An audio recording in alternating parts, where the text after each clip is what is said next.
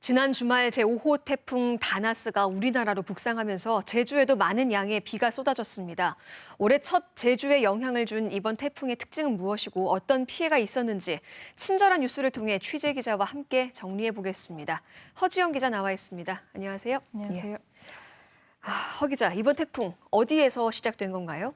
네, 제5호 태풍 다나스는 지난 16일부터 필리핀 부근에서 형성돼 닷새 만에 제주 서쪽 해상까지 올라왔습니다. 제주는 지난 19일 밤부터 20일 낮까지 태풍의 직접 영향권에 들었는데요. 이틀 동안 한라산 삼각봉에 1,100mm, 구좌합에 350mm가 넘는 폭우가 쏟아졌습니다. 특히 지난 19일에는 하루 동안 성산포와 제주시에 각 260mm, 180mm가량의 비가 내려 1923년 기상관측 이래 7월 기준 역대 두 번째와 세 번째 강우량을 기록하기도 했습니다. 소형급 태풍인데도 왜 이렇게 비가 많이 내렸는지 궁금해하실 분들 많으실 텐데요.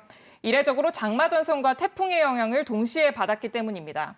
태풍의 눈도 보이지 않고 회오리 구조도 제대로 발달되지 않았을 만큼 세력이 약한 태풍이었지만 그동안 태풍이 자주 형성되지 않으면서 적도 인근에 모여 있었던 많은 수증기들이 이번 태풍 다나스와 함께 올라왔고 한반도로 북상하고 있던 장마 전선이 이 태풍과 수증기를 한꺼번에 끌어올리면서 우리나라에 많은 양의 비를 쏟아냈습니다. 네, 진짜 하늘이 뚫렸나 싶을 정도로 많은 양의 비가 내렸는데요. 이번 태풍 중부지방을 통과하지 않고 예상보다 빨리 한반도 남쪽 해상에서 소멸이 됐어요. 그 이유가 뭔가요? 네, 이번 태풍은 당초 예상과 달리 한반도 내륙에 상륙하지 않고 전라남도 신안 일대 해안에서 열대 저압부로 약화됐습니다. 어젯밤에 동해상에서 완전히 소멸됐는데요. 이 태풍의 힘이 급속도로 약해진 이유는 바로 바닷물 온도 때문입니다.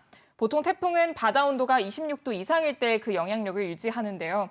하지만 북위 30도, 쉽게 말해서 즉 상하이 부근을 지났을 때 이미 바닷물 온도가 24도에서 25도로 떨어지며 태풍의 세력은 급격히 약화됐습니다. 그렇군요. 매년 이제 논란이 되고 있는 이 기상청 예보. 이번엔 어땠나요? 좀 미국, 일본 기상청 예보랑 비교하면서 보기도 했는데 상대적으로 좀 잘 맞았나요? 네, 그렇게 매년 문매를 맞았던 우리나라 기상청 예보가 이번엔 미국과 일본 기상청보다 더 정확했던 것으로 보입니다. 미국과 일본 기상청은 태풍이 북상해 중부지방을 관통하고 강원도 쪽으로 빠져나갈 것으로 내다봤습니다. 말씀드린 것처럼 태풍은 전남 해상에서 열대저압부, 즉 세력이 매우 약한 태풍으로 변했는데요.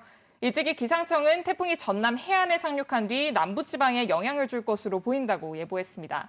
우리나라 기상청 예측이 더 정확했다고 볼 수 있는 대목입니다. 네, 기상청 예보가 좀 더 정확했다고 하니까 참 다행입니다. 이번에 근데 비가 많이 오면서 침수 피해가 많았습니다. 피해 상황이 좀 어떤가요? 네, 제주도가 집계한 피해는 모두 93건입니다. 주택 침수 19건, 도로 침수 11건 등으로 이 가운데 다행히 인명 피해는 없습니다.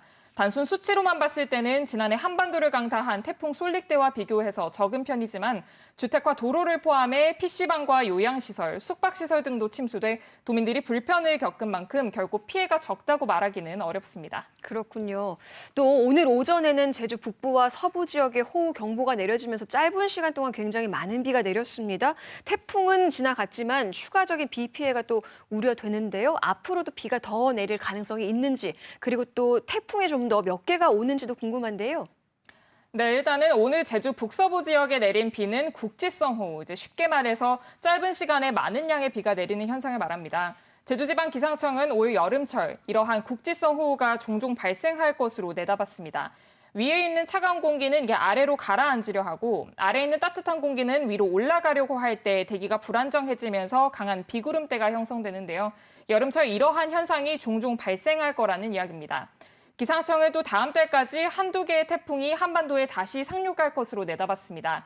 이번 달엔 소형급 태풍인데다 해수 온도가 낮아 세력이 급속도로 약해졌지만 8월에서 9월 이 해수면 온도가 올라가면 태풍은 중대형급으로 세력을 키울 것으로 보여 각별한 주의가 필요해 보입니다. 그렇군요. 다음 달까지 한두 개라면 일단 8월까지가 한두 개고 9월 이후에는 또 몇 개가 올지도 모른다는. 네, 아직까지는 모른다는 얘기입니다. 그렇군요. 이 국지성 호우의 태풍까지 올 여름철 더 큰 피해가 없도록 유의하셔야겠습니다. 태풍 이동 경로부터 또 피해 상황까지 알아봤습니다. 허지영 기자 수고했습니다. 네, 감사합니다.